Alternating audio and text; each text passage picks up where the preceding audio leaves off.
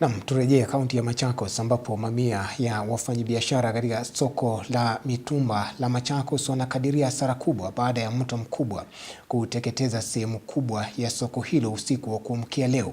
Maafisa wa polisi wameanzisha uchunguzi kuhusu chanzo cha moto huo ambao haujulikani hadi kufikia sasa. Naibu gavana wa kaunti ya Machakos Francis Mwangangi amesema kuwa serikali ya kaunti itashirikiana na wafanyabiashara walioathirika ili kuwasaidia kujenga upya biashara zao.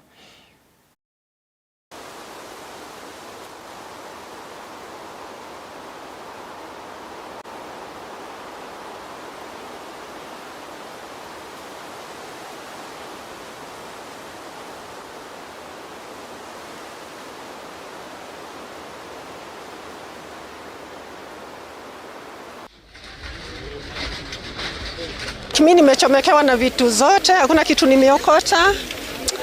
We are very painful. Tuko na kilio kwa sababu hatujui tutaanzia wapi, but we believe God is with us. Kwa sababu hii moto tulipigiwa simu from saa 6 ya usiku.